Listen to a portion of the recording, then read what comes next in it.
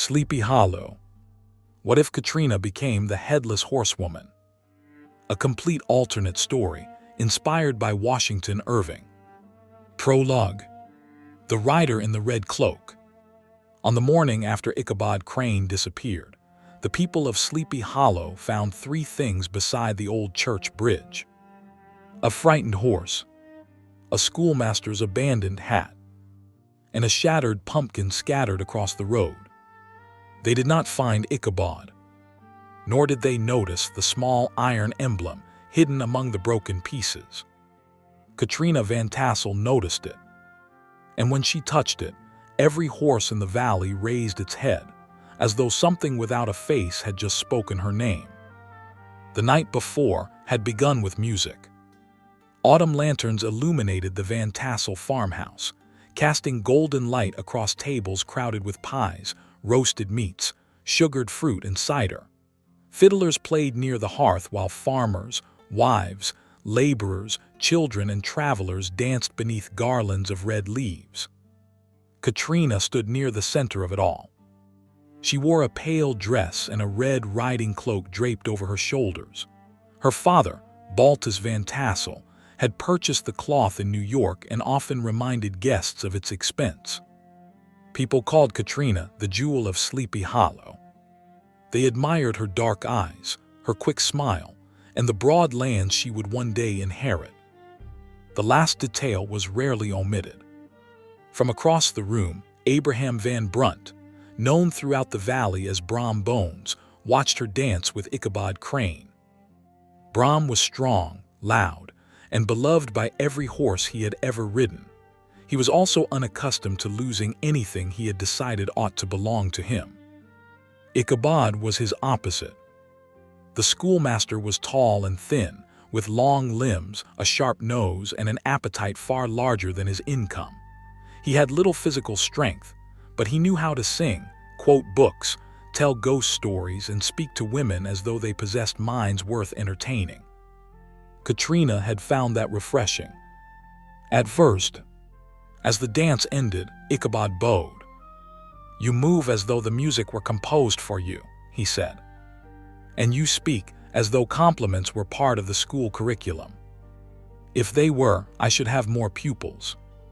You would have more mothers attending lessons." Ichabod smiled.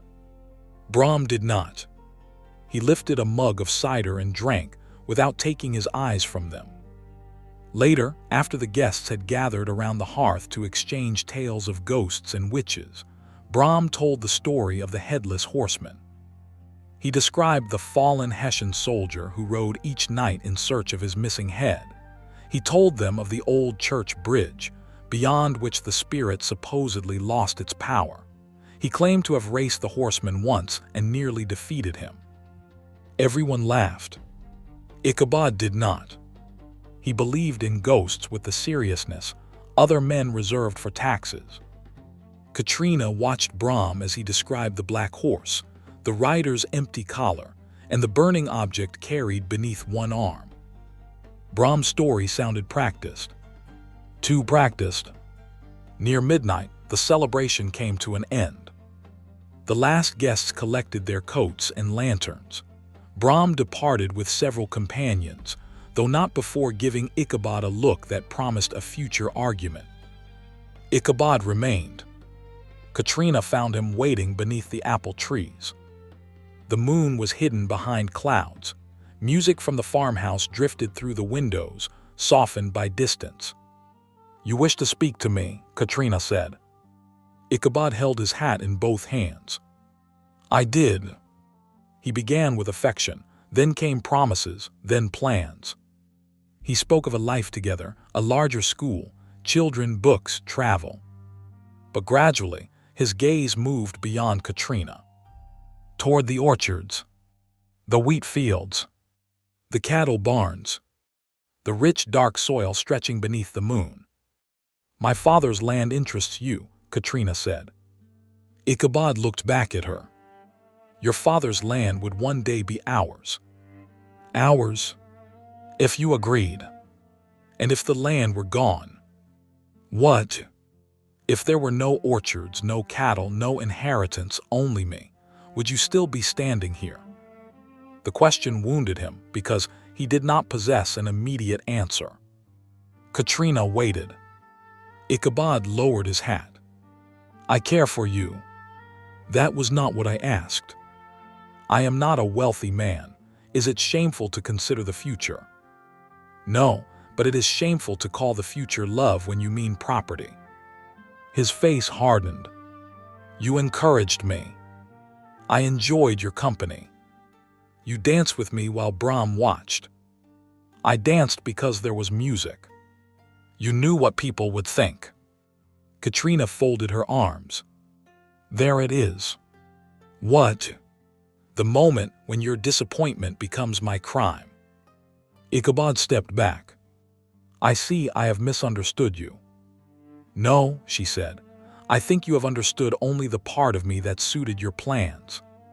He bowed stiffly. Good night, Miss Van Tassel. He walked toward the road. Katrina considered calling him back.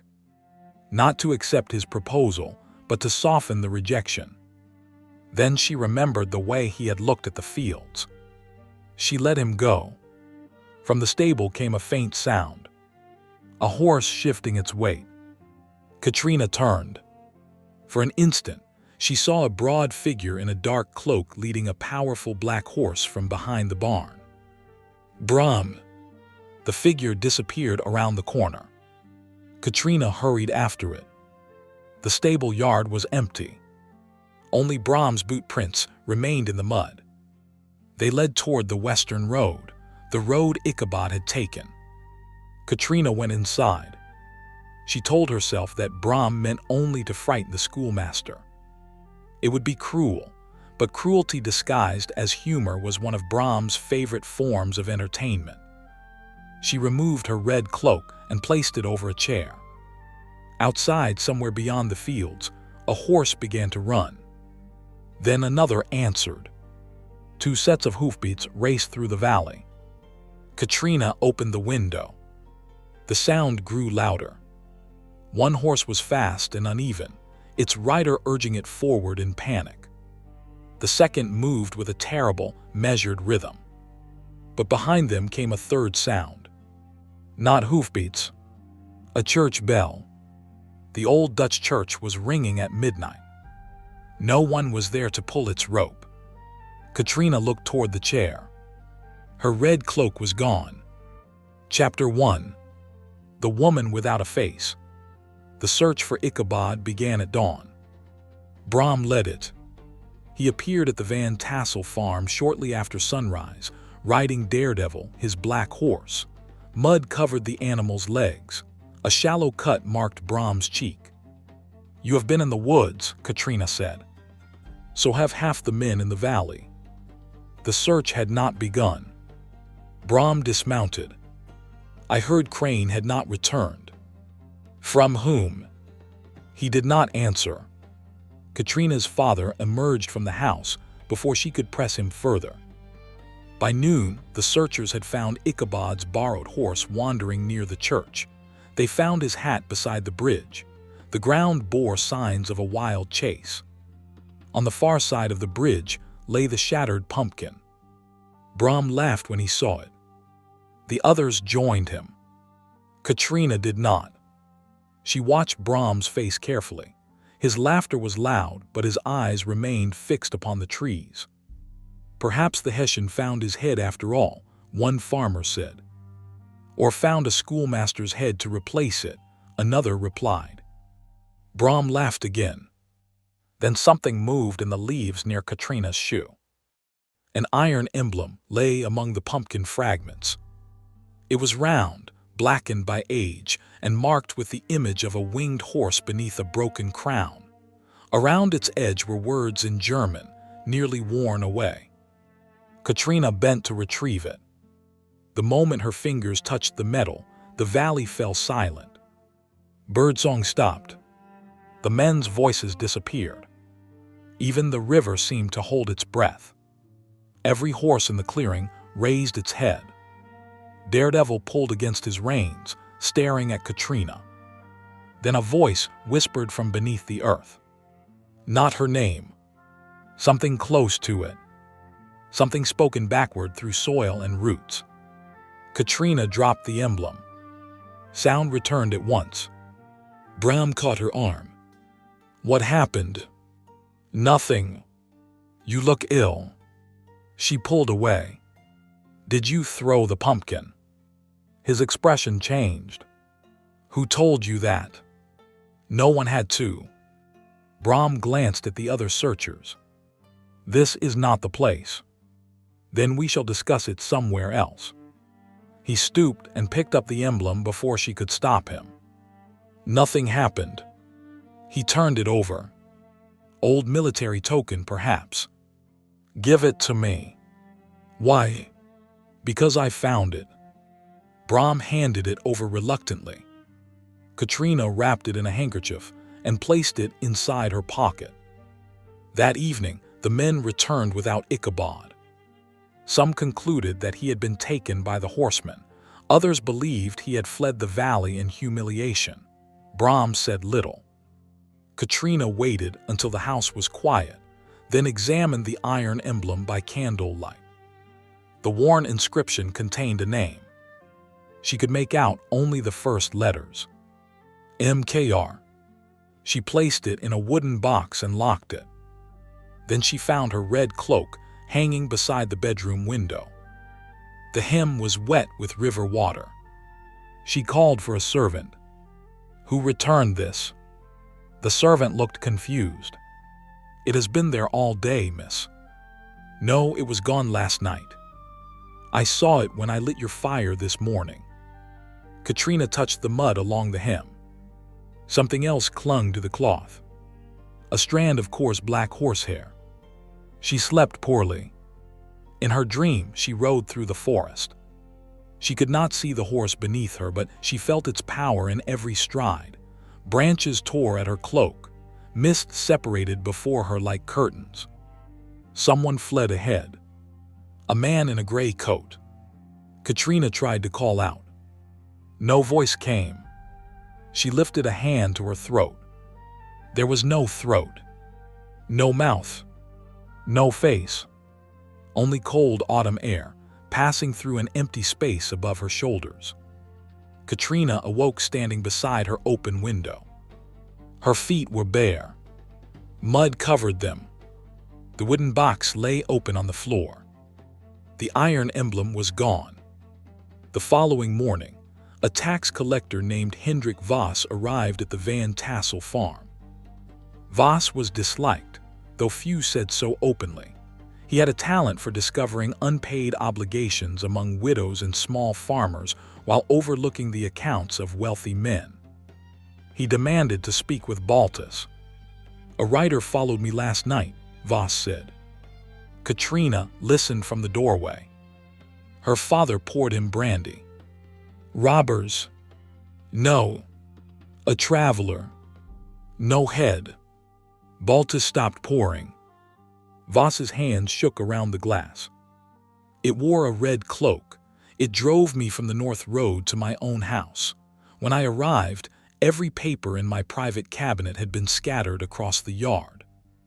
Why would a ghost care about your papers? Voss looked toward Katrina. I do not know. A lie. She recognized it immediately. That afternoon, several farmers found documents nailed to the meeting house door. They proved that Voss had altered tax records and transferred seized land to members of his own family. No one knew who had obtained the papers. Katrina did. A trace of red sealing wax remained beneath one of her fingernails. She returned to her bedroom and stood before the mirror. For a moment, her reflection appeared ordinary. Then the candle flame bent toward her. Dark mist rose from the collar of her dress. Her face vanished. Katrina staggered backward. The reflection remained standing. Headless. One gloved hand rose and pointed beyond her, toward the western orchard. Then the mirror cracked. Katrina turned. A figure stood beneath the apple trees. A black horse. a rider without a head, and across its shoulders, a red cloak moved in the wind. Katrina ran outside. By the time she reached the orchard, the rider was gone. In the mud lay an iron horseshoe and a folded strip of paper. The paper had been torn from an old ledger. Written upon it were 3 words: Van Tassel Land. Chapter 2. Brom Bones' Confession. Katrina told no one about the mirror. She had spent her life in a valley where every unexplained sound became a ghost by morning, and every private sorrow became gossip by noon. Instead, she watched. The Headless Horseman appeared twice more over the next week. A mill owner who diluted flour with chalk was pursued to the church bridge. By morning, evidence of his fraud had been left outside the bakery. A land agent who had driven an elderly couple from their home woke to find every stolen deed hanging from the trees of his orchard. Each time, Katrina dreamed of riding. Each time, she awoke exhausted, with mud upon her boots and no memory of leaving the house. The rider harmed no one, but it hunted those who had hidden wrongdoing behind paper, property, or position.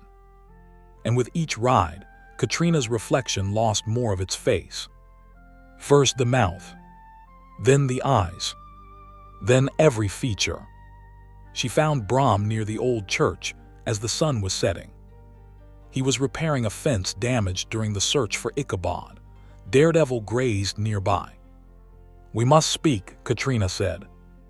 Brom drove the hammer into a post. "Your father told me to stay away. My father believes he decides who stands near me. He usually does. And you usually ignore him." That was before Crane vanished. Katrina placed Ichabod's hat upon the fence. Brom looked at it. "I thought the searchers kept that. I took it. Why? To see whether you would laugh." He put down the hammer. "I did not kill him. I did not ask whether you killed him. You were going to. No, I was going to ask why your horse was covered in mud before the search began." Brom glanced at Daredevil. "I rode that night. After Ichabod." Silence answered. Katrina removed the iron emblem from her pocket. It had returned to her pillow that morning. Brom's face lost its color. "You have seen this before." "No. You are a poor liar." "I am an excellent liar." "Then you are frightened." Brom looked toward the darkening woods. "Not here." "Why?" "Because the bridge is too close." Katrina stepped nearer. "Tell me." Brom picked up Ichabod's hat. "I meant to frighten him." She said nothing. "I took an old cloak from the barn," he continued. "I carried a pumpkin under my arm. Everyone had filled his mind with stories, and Crane was prepared to believe every shadow had come to claim him." "You chased him?" "Yes." "You threw the pumpkin?" "At the bridge." "Did it strike him?" "I thought so." Katrina fought the urge to slap him. "You might have killed him." "It was a pumpkin. He was riding at night on an unfamiliar road." "I know." "No, you know now." Brom gripped the fence. "I crossed the bridge after him. But the horseman is supposed to vanish there. That was why I chose it. Once he reached the other side, I intended to turn back, let him run home with a story." "What happened?" Brom's voice became quieter. "The pumpkin struck his back. He fell forward but remained on the horse. I laughed. He looked ashamed of the memory. Then something laughed behind me." Katrina stared. There had been only 2 horses, mine and his. Suddenly I heard a third. Brom pointed toward the road. It came from the burial ground, blacker than any horse I have seen, larger than Daredevil. Its hooves made no sound when they touched the earth, but the noise echoed from beneath the road. "And the rider? It had no head. You were dressed as the horseman." "I wore its shape," Brom said. I did not know something else was waiting inside it. The wind moved through the trees. Katrina drew her cloak closer. What did it do? It passed me. Past you. As though I were not worth pursuing. And followed Ichabod. Brom nodded. I called out. Crane looked back. The rider lifted one hand and pointed, not at Crane, but beyond him. Toward what? The Van Tassel farm. Katrina looked west. Then I saw the cloak, Brom said. What cloak? Yours. That is impossible. I was at home. Your body may have been. She remembered the dream. The empty space above her shoulders. My shadow followed him, she whispered. Brom turned sharply. What did you say? Before she could answer, the church bell rang. One stroke. The sun had not yet set, and no one was inside the church. Daredevil reared. A second bell sounded. Dark mist gathered around Katrina's shoulders. Brom stared at her. Katrina. She tried to answer. Her voice disappeared. The world changed. She could see Brom through no eyes. She could hear the bell without ears. She felt neither cold nor breath. Brom stepped backward. Her reflection appeared in the church window. A woman in a red cloak stood before him. Above the cloak was nothing. The black horse emerged from between the graves. It lowered itself before Katrina. Brom reached for her hand. The horse screamed. Brom was thrown backward without being touched. Katrina mounted. She did not choose to do it. Yet the movement felt more natural than walking. A name entered her mind. Hendrik Voss. The disgraced tax collector had hidden something else. The horse turned toward the village. Katrina pulled upon the reins. It resisted. The need to pursue Voss burned through her like rage. Not her rage. The dead rider's. Brom rose. Fight it. She could not speak. He stepped into the road before the horse. Do you hear me? You are Katrina Van Tassel. The horse charged. Brom did not move. At the last moment, Katrina pulled the reins with both hands. The horse stopped so close that its breath moved Brom's hair. The mist around Katrina's head trembled. Brom looked directly into the emptiness where her face should have been. I am sorry, he said. Not for standing in her way. For Ichabod. For the disguise. For the lie. The confession loosened something inside her. Her voice returned as a whisper. Help me. The black horse vanished. Katrina fell. Brom caught her before she struck the road. When she opened her eyes, her head rested against his shoulder. Did you see it? She asked. He nodded. Was I? Yes. She pushed herself upright. Then you will help me find Ichabod. Brom looked toward the bridge. If he lives. He lives. How can you know? Katrina touched the iron emblem. Because it does not want him. What does it want? She looked across the valley toward her father's land. The truth. Chapter 3. The man who survived. They found the first proof of Ichabod's survival in a postmaster's ledger. 3 weeks after his disappearance, a man matching Ichabod's description had sent a letter from a town near the Hudson. The letter had been addressed to a distant relative in Connecticut. The sender had signed it IC, but had not left a return address. Brom wanted to ride alone. Katrina refused. You cannot travel from town to town, asking whether anyone has seen the man you drove out of Sleepy Hollow. Why not? Because if he sees you first, he will flee to Canada. They left before sunrise and told Baltus they were visiting relatives. Katrina disliked lying to her father, Yet she had begun to suspect that lying was another inheritance in the Van Tassel family, passed quietly from one generation to the next, like silver hidden in a drawer. For 4 days they followed rumors. A tall teacher who ate enough for 3 men. A nervous stranger who refused to cross covered bridges. A choir master who stopped singing whenever horses approached. At last, they found Ichabod teaching in a small schoolhouse north of the river. Katrina looked through the window. He was thinner than before, a scar crossed his brow, but he was alive. Brom stepped toward the door. Katrina stopped him. "I will speak first. He must hear my confession. He must first be persuaded not to leap through the window." Ichabod was alone when she entered. He looked up from a stack of papers. The color vanished from his face. "You, Ichabod, you were there." He backed toward the wall. "I was at home. Your body was."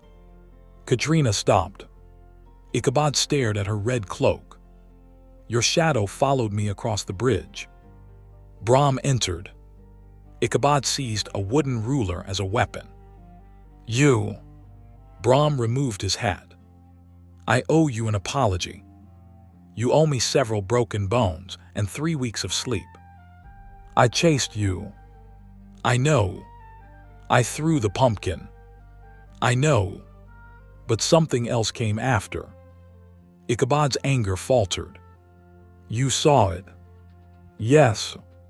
Brom placed the iron emblem on the desk. Ichabod refused to touch it. "That was inside the pumpkin," Katrina said. "No. You recognize it." "I saw it before." "Where?" "The night of the party, in your father's study." Katrina exchanged a look with Brom. "What were you doing in my father's study?" Ichabod looked embarrassed. "I was searching for a book." "At midnight." "A particular book." "Concerning?" "The extent of the Van Tassel property." Brom gave a humorless laugh. Ichabod glared at him. "At least I am capable of reading a deed." Katrina placed one hand upon the desk. "Enough." Neither man spoke. "Ichabod, did you intend to marry me because of my father's land?" He looked down. "I admired you." "That is not an answer." "I believed affection and prudence might exist together." "Did you love me?" "I believed I could." Katrina absorbed the words. They hurt less than she expected. Perhaps because she had already known. Brom stepped closer. "I loved you." She looked at him. "You loved winning." His mouth closed. Katrina faced them both. "Then neither of you saw me. One saw a fortune, the other saw a prize." Ichabod sank into the chair. Brom stared at the floor. For the first time, Katrina felt free of the competition between them. Their desire no longer defined her value. Their disappointment no longer created an obligation. She sat opposite Ichabod. "Tell me what happened after the bridge." He rubbed the scar on his brow. "The pumpkin struck me. Gunpowder panicked, I nearly fell. Then the real rider appeared." "How did you know it was real?" "A man in disguise moves like a man. That thing moved like a thought." He described the black horse and the silent rider. "It did not try to strike me," Ichabod said. "It rode beside me. Whenever I turned from the road, it forced me west. Toward my home." "Yes." "Why did you leave the valley?" "Because it finally let me go." "When?" "At the western boundary.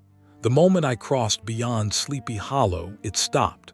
It raised its hand and pointed back toward your farm." Ichabod looked at Katrina's cloak. "Then its head turned toward me." "It had no head," Brom said. "The darkness turned. I felt it looking." Ichabod's hands began to shake. "Inside that emptiness, I saw a woman's face." Katrina's throat tightened. "Mind?" "Yes, but it had no eyes or mouth. It was a face after someone had erased the person from it. The schoolhouse windows rattled. The iron emblem vibrated upon the desk. Ichabod backed away. "You brought it here." "It brought us," Katrina said. A line of rust appeared on the metal, tracing letters around the edge. "Matthis Kremer." Ichabod leaned closer despite his fear. That name was not visible before. "It wanted us to read it," Katrina said. "Who is Matthis Kremer?" "A dead soldier," Brom answered. "Or a man everyone preferred to remember as a monster," Katrina said. That night the three of them examined Ichabod's notes. Before his disappearance, he had copied several details from the land records in Baltus's study. The oldest Van Tassel deed referred to a western tract granted after the Revolutionary War. But another name had been scraped from the document. Only the first letter remained. K. Katrina placed the emblem beside it. "Kremer." Ichabod nodded. "The horseman is not searching for his head." "What is he searching for?" Brom asked. Katrina stared at the written name. "What the village took from him." Chapter 4. The Secret Beneath the Hollow. They returned to Sleepy Hollow, beneath a sky the color of iron. Ichabod wore a heavy coat and kept his hat low. He did not wish to be recognized until they understood what had happened. The horseman did not appear on the road.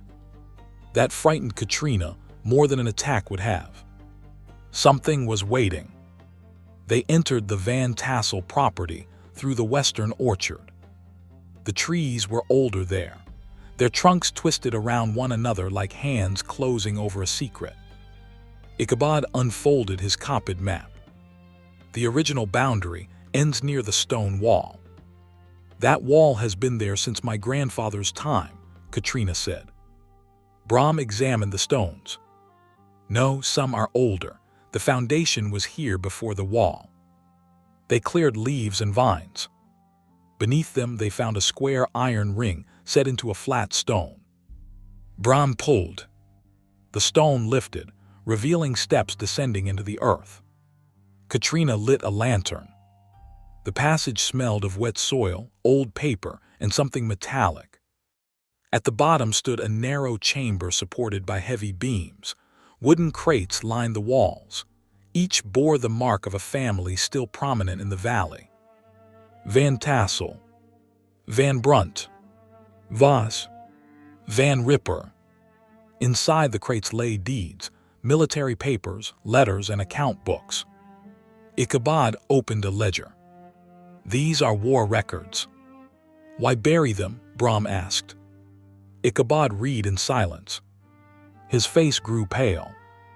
"Because they prove that much of the land in Sleepy Hollow was never legally granted."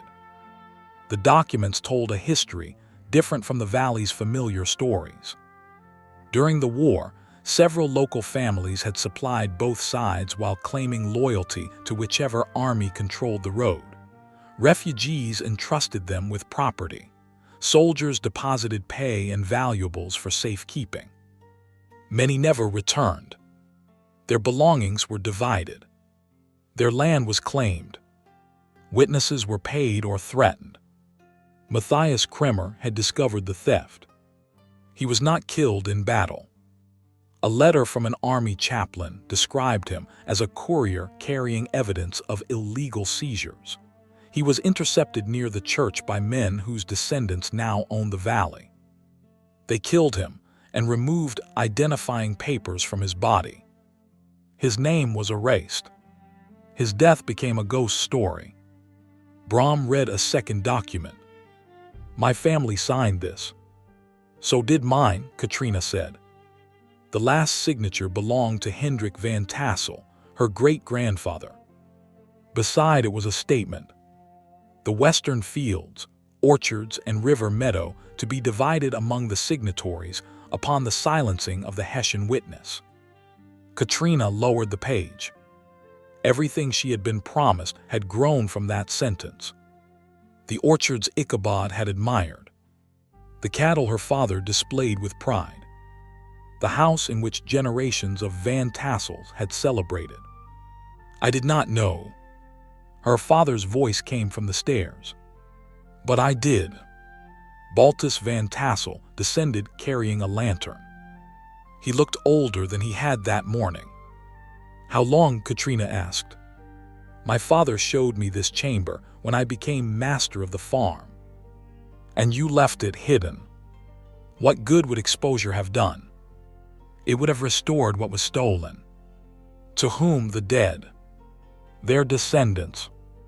Many cannot be found. Others would destroy every farm in the valley with claims. Then the farms may deserve to be destroyed. Baltus stared at his daughter. You speak easily because you have never lived without them. You taught me that this land was honestly earned. I taught you the history a child could bear. I am not a child. No, you are my heir. Katrina almost laughed. Again a role. Again an identity chosen for her. Baltus turned to Ichabod. You returned for the property after all. I returned because your daughter asked me. And what payment did she promise? None.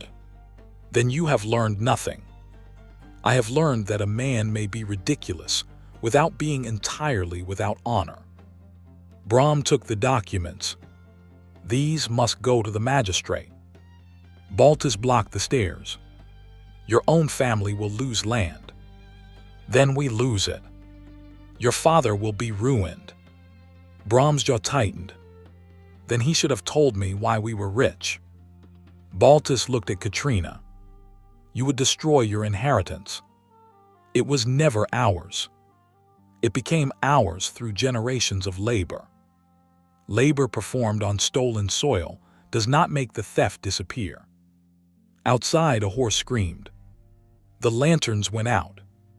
The iron emblem burned cold against Katrina's chest. Darkness poured from the chamber walls. It wrapped around her neck and rose above her shoulders. Her face vanished.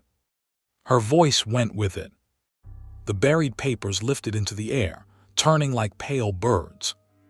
A black horse descended the stone steps, though no living animal could have passed through the narrow opening.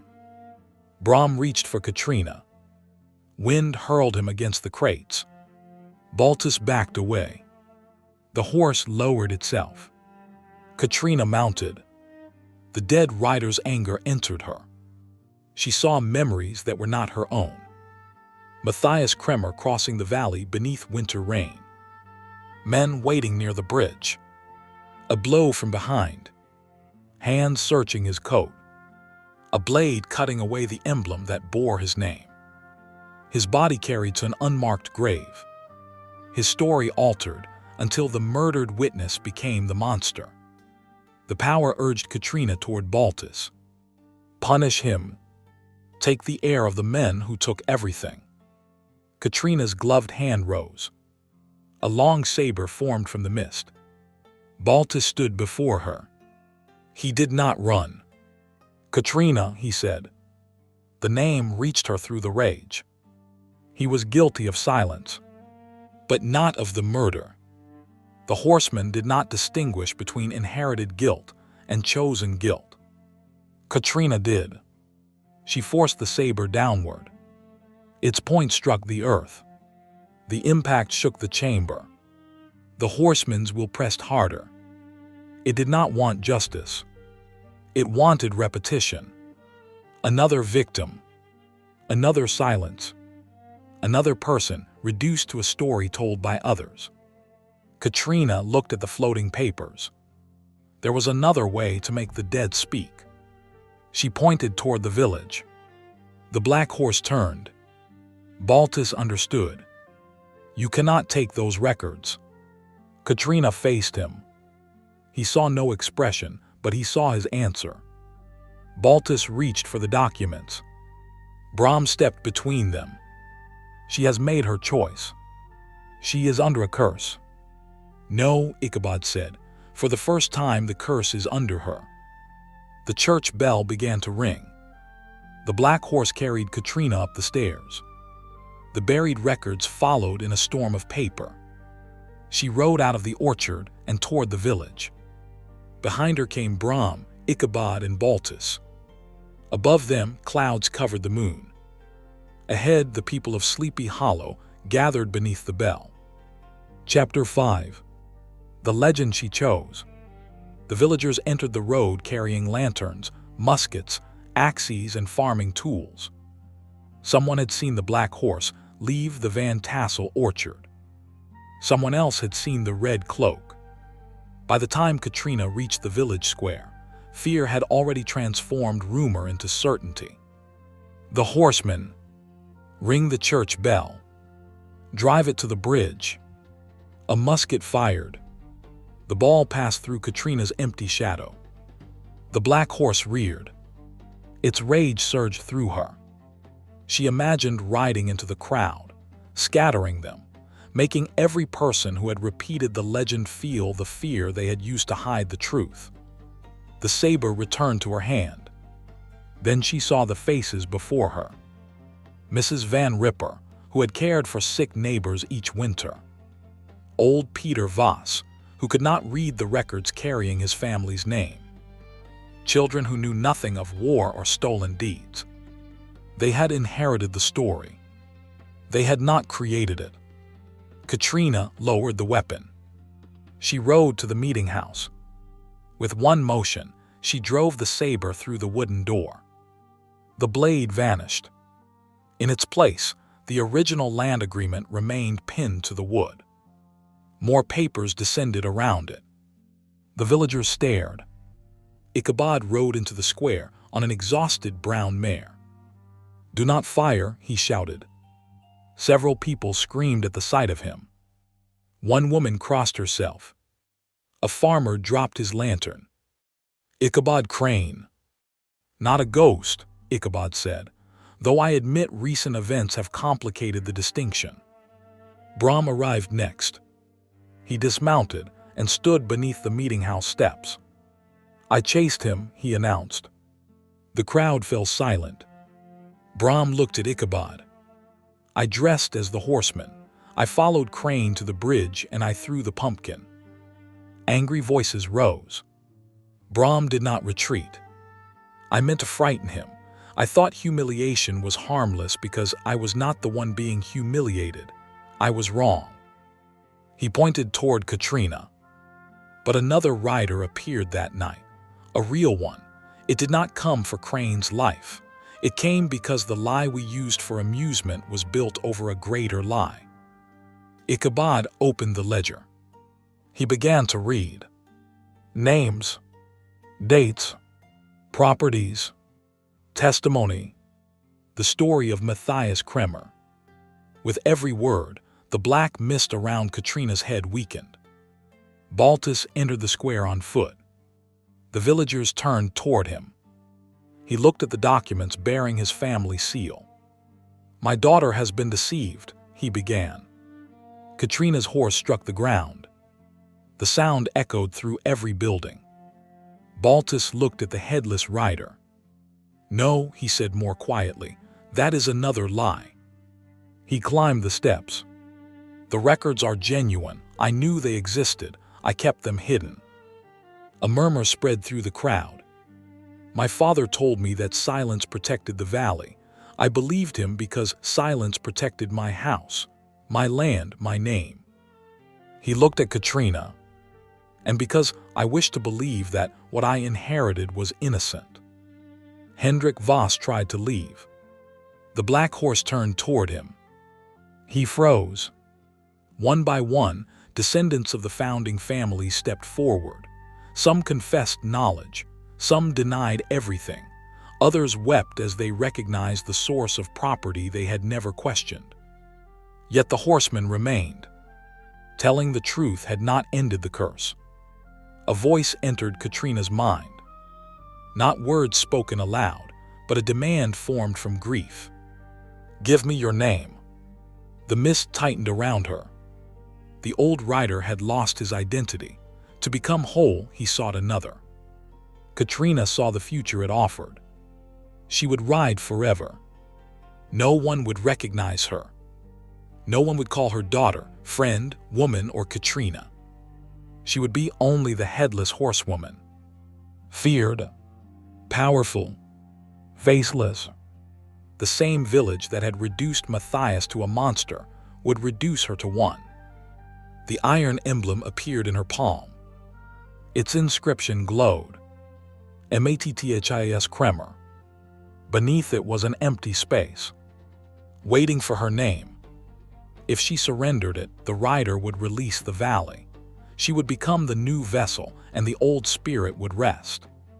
Katrina looked at Brom. He stepped toward her. Katrina. The mist recoiled. Ichabod understood. It wants her name, he said. Brom climbed the steps. Then it cannot have it. The black horse screamed. The crowd retreated. Brom continued forward. You are Katrina Van Tassel. He looked into the darkness where her face should have been. You are not a prize I won. You are not a promise made to me. And if you never choose me, your life will still be yours. The mist trembled. Ichabod approached from the other side. You are not an orchard, a house, or a future I imagined, he said. I am sorry I looked at everything surrounding you and called it love. Katrina felt something return. Not her face. Her voice. Weak at first. Then clear. I am Katrina Van Tassel. The words moved through the square like wind. The curse pressed against her. Name yourself and inherit the guilt. Lose yourself and inherit the power.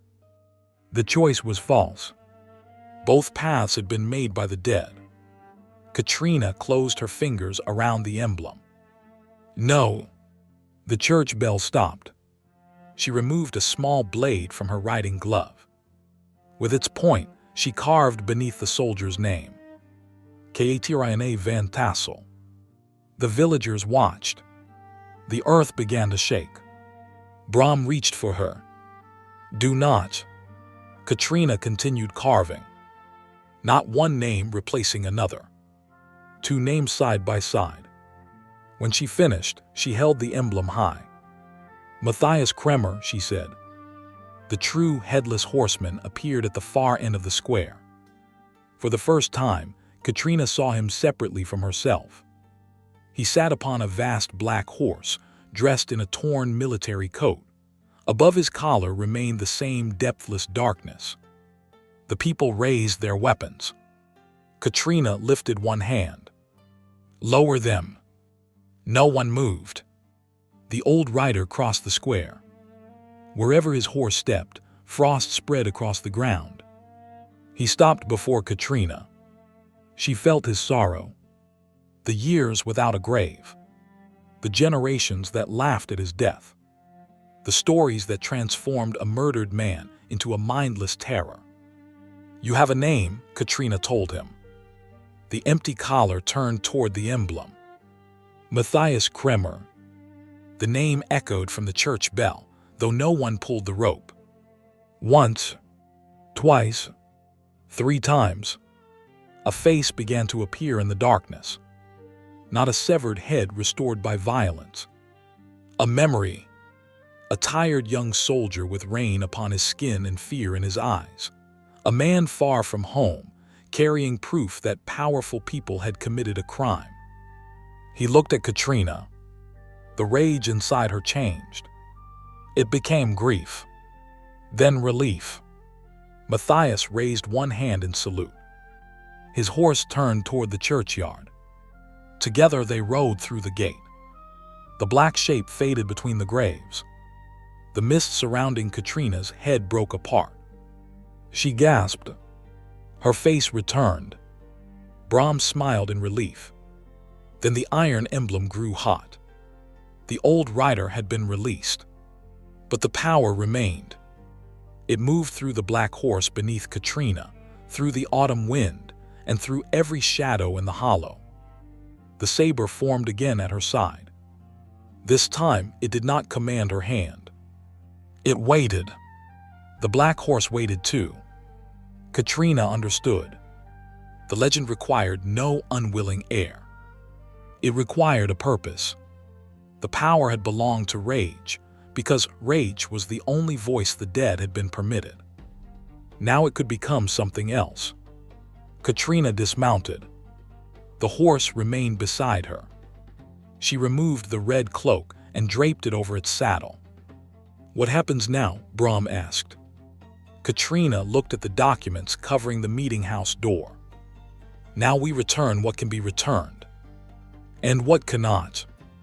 We stop pretending it was ever ours." Baltus approached. "What will become of the farm?" "I do not know." His shoulders fell. Katrina took his hand. But not knowing is more honest than living inside a lie. Ichabod looked toward the churchyard. "Is the horseman gone?" Katrina touched the black horse. "His ghost is." "And the rider?" The animal's eyes reflected the lanterns. Katrina answered, "That depends on what the hollow does with the truth." Epilogue. The horsewoman of Sleepy Hollow. The settlement of the old claims required years. Some land was returned to descendants of its original owners. Other property was divided among families who had worked it for generations, without knowing how it had first been obtained. The western orchard became common land. A stone was placed near the old church bridge. It bore the name Matthias Kremer. No one called him the Headless Horseman upon that stone. Baltus Van Tassel lost nearly half his property. For several months, he spoke of the loss as though part of his body had been taken. Then he began helping examine the remaining records. He had spent much of his life protecting his family's name. In the end, he discovered that telling the truth was the only protection a name deserved. Hendrik Voss was removed from office. The families he had deceived received compensation from his estate. Brom publicly repeated his confession before the magistrate. He accepted punishment for pursuing Ichabod and damaging public peace. For a year, he repaired roads and bridges under official supervision. He complained loudly. He did the work well. Ichabod returned to teaching in Sleepy Hollow. The first time he crossed the old bridge alone, he did so at noon with 3 lanterns, 2 charms, and a Bible tucked beneath his coat. By winter, he could cross at dusk. He wrote an account of the hidden land records and the murder of Matthias Kremer. His account contained careful dates, verified testimony, and only a small amount of unnecessary supernatural speculation. He did not reveal the identity of the rider in the red cloak. Some truths belonged to history. Others belonged to the person who had survived them. Ichabod eventually left Sleepy Hollow of his own choice. He became a lawyer, then a magistrate known for questioning land claims with irritating thoroughness. Years later, he wrote to Katrina, "I once believed knowledge consisted of possessing many facts. I have since learned that wisdom begins when facts make demands upon the person who knows them. I hope the Hollow remembers what you demanded of it." Katrina kept the letter. She did not marry Brom immediately. This confused the village more than any ghost story.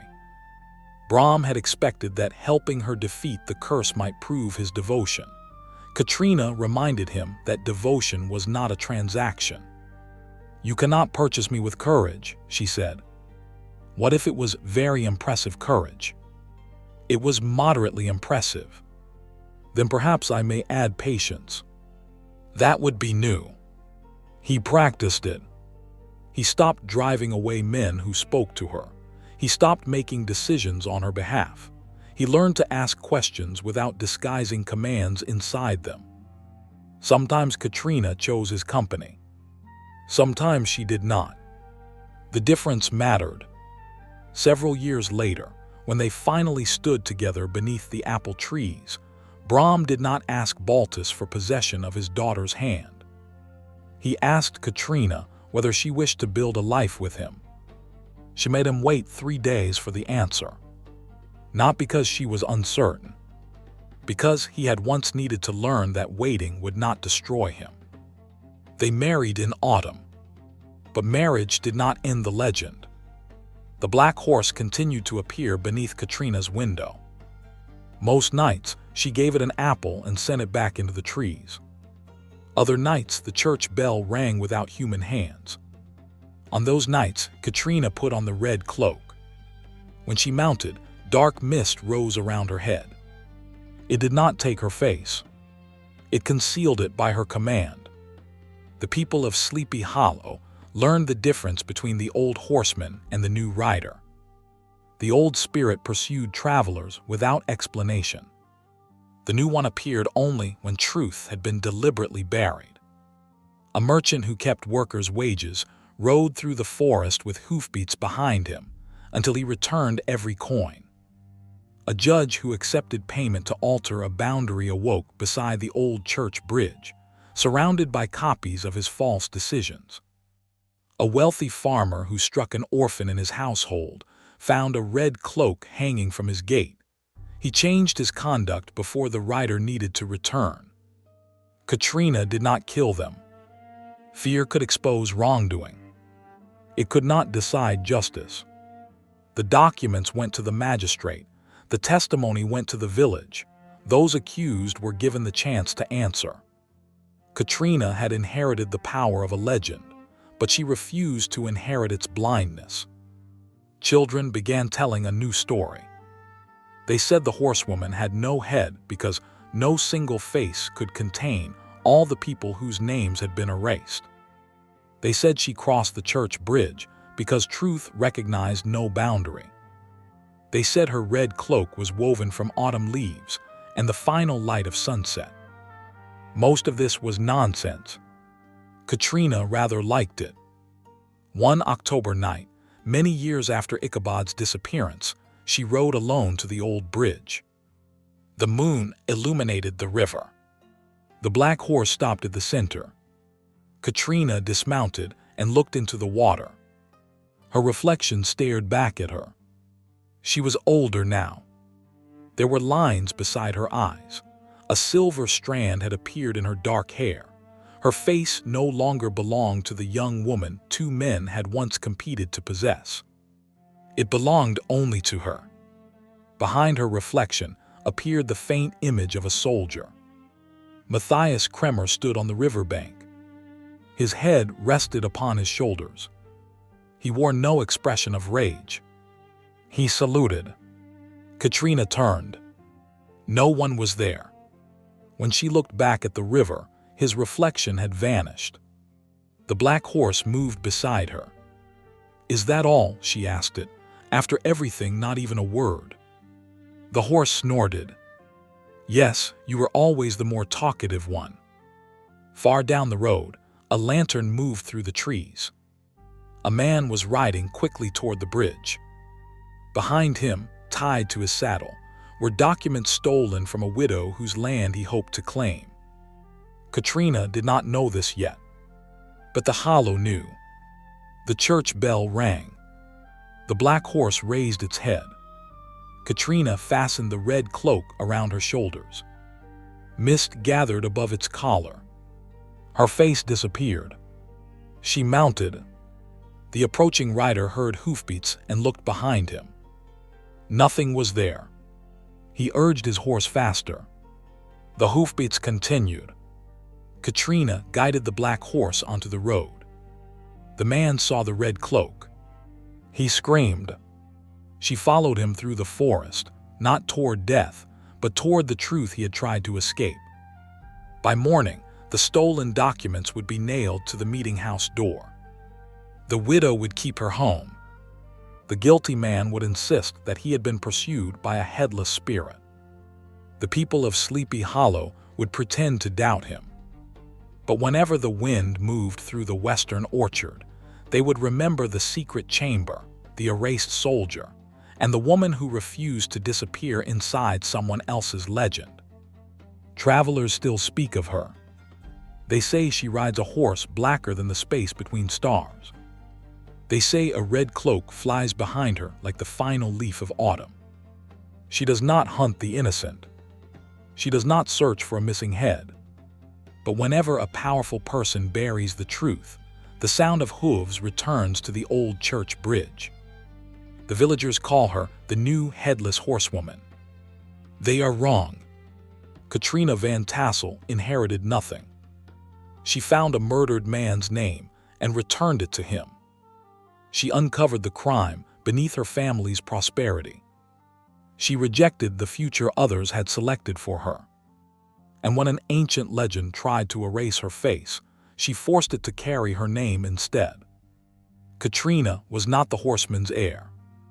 The horseman was hers. The end.